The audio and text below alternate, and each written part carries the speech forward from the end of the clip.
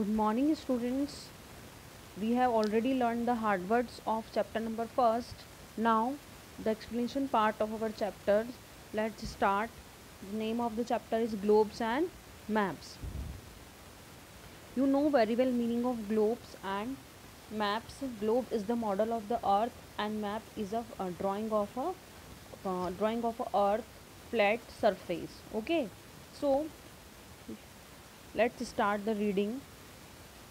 We have already learned that many years ago people thought that the earth was flat. Many years ago, बहुत साल पहले peoples क्या सोचते थे कि जो अर्थ है वो कैसी है, फ्लैट है, बिल्कुल plane. Okay. In 1959, Ferdinand Magellan, a Portuguese explorer, started off on his journey to sail around the world.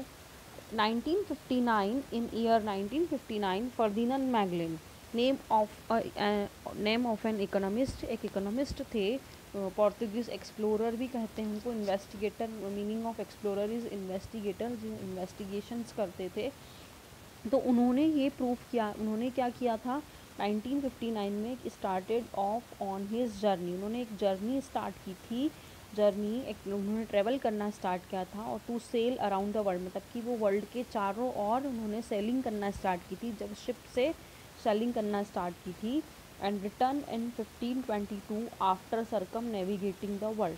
और फिर कहाँ रिटर्न हुए वो, मतलब कि पूरा एक सर्कम नेविगेशन का मीनिंग ये होता है कि कंप्लीट राउंड लेना, एक कंप्लीट राउंड करना उस वाटर के अंदर, स्पेशली वाटर में. तो एक कंप्लीट राउंड उन्होंने किया 1952 में, और कंप्लीट हुआ राउंड, और वो वापस रिटर्न कहाँ पहुँच गए, जहाँ से उन्होंने स्टार्ट किया था, जहाँ से उन्होंने जर्नी स्टार्ट की थी, उन्होंने शिप से स्टार्ट किया था जर्नी, वहीं पे वो फिर से वहीं पहुँच गए. तो this prove that the world was round. इससे ये प्रूफ हो गया कि जो वर्ल्ड है वो क्या है, राउंड है. सपोज इन्होंने यहाँ से स्टार्ट किया था, तो यहाँ से वो कहाँ पहुँच गए, एक पूरा राउंड कंप्लीट करने के बाद वो फिर से यहीं पे पहुँचे आफ्टर 3 ईयर्स, मतलब 3 साल बाद वो वापस वहीं पहुँचे एक ही पॉइंट पे. तो इससे क्या प्रूफ हुआ, ये कैसा शेप बन रहा है, देखो आप सब, ये शेप कैसा दिख रहा है आपको. अगर मैं यहाँ से चलना स्टार्ट करूँ और फिर वापस मैं यहीं पे आऊँ, तो मैं जब यहीं पे आऊँगी तो शेप कैसा बनेगा, राउंड बनेगा. तो इससे उन्होंने ये प्रूव किया कि जो अर्थ है वो कैसा है, राउंड है. Okay. Now globes. A globe is a model of the earth. It shows the distribution of water and land on earth. Globe जो है वो अर्थ का मॉडल है, ग्लोब जो है वो अर्थ का मॉडल है. See the picture of globe. और वो क्या शो करता है, वाटर और लैंड का डिस्ट्रीब्यूशन, कि कितना वाटर है अर्थ पे और कितना लैंड है, कितना पार्ट लैंड एरिया है और कितना पार्ट वाटर एरिया. ये ब्लू जो आप देख रहे हैं ये क्या है, वाटर, और ये कलरफुल जो पार्ट है आपकी बुक में आपको क्लियरली दिख जाएगा, तो ये है land. Then and the correct shape and location of continent and ocean. और वो करेक्ट शेप बताता है, कॉन्टिनेंट्स, शेप और लोकेशन कॉन्टिनेंट्स की और ओशियंस की. कॉन्टिनेंट्स का मीनिंग आपको क्लियर होगा आई थिंक. कॉन्टिनेंट्स मतलब कि लार्ज एरिया ऑफ लैंड, और ओशियंस मतलब कि लार्ज वाटर बॉडीज़. तो ये कॉन्टिनेंट्स की लोकेशन, उसकी जगह बताता है, और उसका शेप बताता है, और ओशियंस का भी सेम. तो ये ग्लोब हमें ये चीज़ का डिस्ट्रीब्यूशन शो करता है. Then a globe is a useful when we want to study the earth as a whole. Globe हमारे लिए कब यूज़फुल होता है, जब हमें अर्थ की पूरी स्टडी करनी है, ऐसे होल स्टडी करनी है अर्थ की, तब हमारे लिए ग्लोब बहुत यूज़फुल होता है. A globe is mounted on an axle so that it can spin. Globe एक पॉइंट पे, जैसे कि अर्थ एक पॉइंट घूमती है ना, उसकी एक्सिस पे घूमती है अर्थ, रोटेशन जिसे कहते हैं हम, जब वो राउंड एक कंप्लीट करती है, तो ऐसे ग्लोब भी एक एक्सेल होता है ये, इसलिए तो इस पे एक घूमता है ना, ग्लोब भी इस पे घूम सकता है, तो जिससे कि हम अर्थ को पूरा स्टडी कर सकते हैं. जैसे सपोज अभी ये पार्ट दिख रहा है, अब उधर पार्ट उस वाले पार्ट में क्या है, तो इसको हम राउंड करके घुमा करके देख सकते हैं. Clear all of you. I hope कि आपको यहाँ तक समझ में आया होगा. Then while globes are the exact model of the earth, they have some disadvantages. Word here written. While globes are the exact model of the earth, globe जो है वो as it is earth का model है, और इसके कुछ disadvantages भी हैं, कुछ एडवांटेजेस हैं और कुछ डिसएडवांटेजेस भी हैं। मतलब ये हमारे लिए इसके कुछ बेनिफिट्स भी हैं और कुछ बेनिफिट्स नहीं हैं। So let's see the disadvantages. We can see only one side of the globe at a time. हम ग्लोब की एक साइड ही हम स्टडी कर सकते एक टाइम पर, एक टाइम पे हम एक साइड ही ग्लोब की हम स्टडी कर सकते हैं। Then next, a globe does not show us the detail of small towns and cities. Globe हमें मतलब कि डिटेल इन्फॉर्मेशन नहीं बताता है टाउन्स और सिटीज़ की। छोटे छोटे स्मॉल जो टाउन्स हैं, स्मॉल सिटीज़ हैं, इनकी हमें डिटेल इन्फॉर्मेशन हमें ग्लोब से नहीं मिलती है। Bigger globes are more detailed than smaller ones. जो बड़े ग्लोब्स होते हैं, this is the very important disadvantages. ये सबसे बड़ा डिसएडवांटेजेस है ग्लोब का। ग्लोब्स जो होते हैं वो हमें मतलब कि बिग ग्लोब्स जो होते हैं वो हमें डिटेल इन्फॉर्मेशन देते हैं, लेकिन जो स्मॉलर होते हैं, स्मॉलर वंस में हमें डिटेल इन्फॉर्मेशन नहीं मिलती है। जैसे हमारा जैसे कि सपोज़ हमारी जावरा सिटी है, तो क्या जावरा सिटी हम ग्लोब में देख पाएंगे? नहीं। इवन हम रतलाम डिस्ट्रिक्ट, इवन हम एमपी भी नहीं देख पाएंगे, है ना। तो ये सबसे बड़ा डिसएडवांटेजेस है ग्लोब का।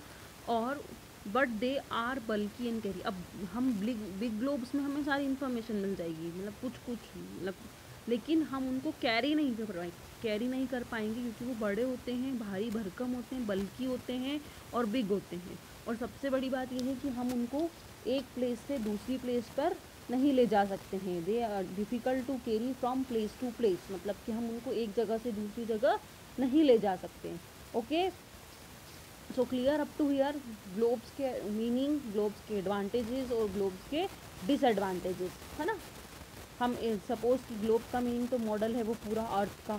देन वो यूज़फुल कब होता है? जब हमें पूरा अर्थ को पूरी whole as a whole study करना है, तब वो हमारे लिए यूज़फुल होता है। तो उसको घुमा स्पिन कर भी हम रीड कर सकते हैं, घुमा करके देख सकते हैं सारी प्लेसेस। अब उसके डिसएडवांटेजेस ये हैं कि एक टाइम पे हम ग्लोब की सारी पूरा स्टडी नहीं कर सकते, एक ही साइड को स्टडी कर सकते हैं। स्मॉल टाउन्स और सिटीज़ की डिटेल इन्फॉर्मेशन हमें ग्लोब पे नहीं मिलती है। बिग ग्लोब जो होते हैं वो बहुत ज़्यादा मतलब हैवी होते हैं और बड़े होते हैं, और उनमें डिटेल इन्फॉर्मेशन तो मिल जाती है, लेकिन उनको कैरी करना भी बहुत ज़्यादा डिफ़िकल्ट होता है। प्लेस टू प्लेस हम उनको कैरी नहीं कर सकते हैं। Now, see here the fact zone. The Pacific Ocean is so vast that it took Magellan and his crew 3 months to cross it. मतलब कि पैसिफिक ओशियन जो है वो सबसे लार्जेस्ट ओशियन है और सबसे बड़ा ओशियन है। उसको मैगलेन ने जब फर्डिनेंड मैगलेन ने उसको जब जर्नी स्टार्ट की थी, तो पैसिफिक ओशियन में उनको कितना क्रॉस करने में उनको कितना टाइम लगा था? 3 मंथ्स का। उनके जो क्रू मेंबर्स थे, और इन सबको जब पैसिफिक ओशियन उन्होंने क्रॉस 3 मंथ्स में किया था। ये एक फैक्ट जोन है, इसको आप जी के एज ए जी के क्वेश्चन लर्न कर सकते हैं। Then now next topic is what maps. Map, अब मैप क्या है? A map is a drawing of earth surface और a part of it on a flat surface. मतलब जो मैप है वो अर्थ की ड्राइंग है, as it is earth surface की और उसके पार्ट की फ्लैट सरफेस की ड्राइंग है। A map are more useful when we want to study only a section of earth or a specific country. Map जो होते हैं वो यूज़फुल होते हैं जब हमें स्टडी करनी होती है कोई भी अर्थ का पार्ट, कोई भी स्पेसिफिक कंट्री या कोई भी अर्थ का सेक्शन की अगर हमें स्टडी करना है तो मैप हमारे लिए बहुत यूज़फुल होते हैं, क्योंकि उसमें हमें डिटेल इन्फॉर्मेशन मिलती है। सबसे बड़ा एडवांटेज है ये मैप का। ग्लोब में हमें डिटेल इन्फॉर्मेशन नहीं मिलती है, ओके, और यहाँ मैप में हमें डिटेल्ड इन्फॉर्मेशन मिलती है। Maps are more detailed and helps us study smaller areas better. Map जो होते हैं वो हमें डिटेल्ड होते हैं, है ना, ये आपको मैं पहले ही बता चुकी हूँ। And helps us study smaller areas better, और जो स्मॉल एरियाज़ हैं उनको भी हम बेटर स्टडी कर सकते हैं मैप में। There are world map as well as map that shows an entire continent, a country, a state, a city or town or even smaller areas. There are world maps. World maps होते हैं जैसे कि पूरे world का map होता है। Then उसमें अलग अलग टाइप्स के मैप्स होते हैं। कॉन्टिनेंट का मैप होता है, कंट्री का मैप होता है, स्टेट का मैप होता है, एक हर सिटी का मैप होता है, एक टाउन का मैप होता है, स्मॉलर छोटे छोटे एरियाज़ का मैप होता है। तो ये डिटेल्ड होते हैं। Different types of maps are put together in an atlas. Atlas का meaning I you know very well की बुक होती है मैप्स की, जिसके अंदर की मैप्स होते हैं डिफरेंट टाइप्स के, और उसमें अलग अलग टाइप्स के हम मैप्स को रख सकते हैं। तो वो that is known as atlas, book of a map. Now the types of maps. Maps are primarily of three kinds के होते हैं map. They are physical maps, political map and thematic map. Maps कितने types के होते हैं? Physical map, political map and thematic map. Physical map shows natural features of the earth. अब physical map it means कि जो हमें जो भी अर्थ पर नेचुरल एरिया है, नेचुरल फीचर्स हैं अर्थ के जितने भी, वो सारी चीज़ें हमें कहाँ किस में मिलती है? फिजिकल मैप के थ्रू हम स्टडी कर पाते हैं।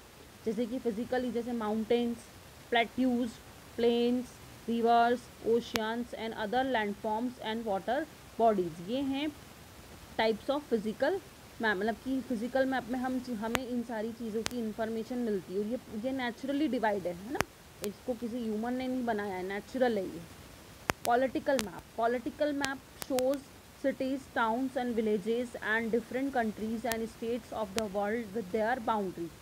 पॉलिटिकल मैप्स में हमें किन चीज़ों की इंफॉर्मेशन मिलती है? सिटीज़ की, टाउन्स, विलेजेस और डिफरेंट कंट्रीज़, उनके स्टेट्स, और फिर वर्ल्ड में जितनी कंट्रीज़ हैं उनकी अलग अलग कंट्रीज़ की बाउंड्रीज़, कितना कौन सी कंट्री कहाँ तक है, कितना पार्ट है, ठीक है।